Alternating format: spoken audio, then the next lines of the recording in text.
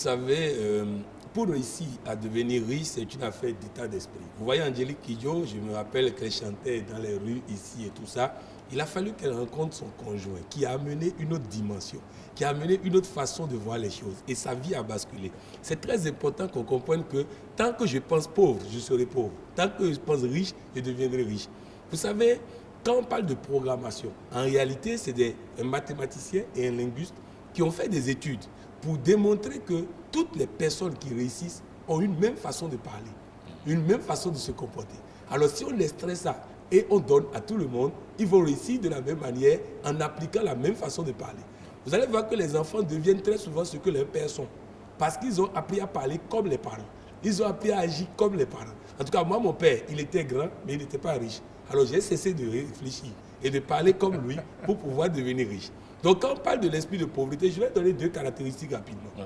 La première caractéristique, c'est la confession permanente de la pauvreté. C'est-à-dire?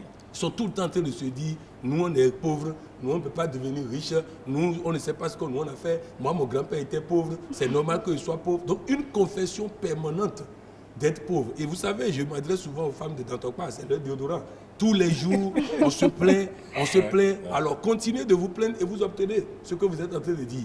Il est important que les gens comprennent qu'on doit briser ce cercle infernal. On ne peut pas continuer de se plaindre, de se plaindre, de se plaindre et obtenir autre chose que ce que nous disons dans notre bouche. Dieu a mis sur notre bouche le pouvoir de vie et de mort. Si nous confessons la pauvreté, nous aurons la pauvreté. La deuxième chose qui caractérise ceux qui sont pauvres, ils ont constamment, permanemment la conviction d'être maudits. Ça, ils vont vous dire qu'il y a un blocage quelque part. Eux, ils sont maudits. Eux, ils sont ceci. Eux, ils sont cela.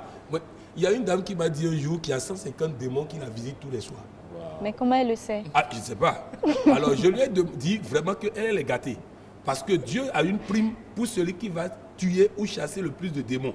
Alors, si elle en a 150, ça veut dire qu'elle a plus de chances d'être bénie. Donc, ça devient une opportunité. C'est très important que les gens qui m'écoutent comprennent. Nous devons apprendre comment parler, comment nous comporter pour pouvoir devenir riches. Tout ce qui sort de notre bouche va devenir réalité. Alors si nous confessons la pauvreté, nous aurons la pauvreté. C'est ça justement l'esprit de pauvreté. C'est ça l'esprit de pauvreté qu'il faut vaincre pour vivre maintenant l'esprit millionnaire. Alors la soirée est destinée à tout le monde.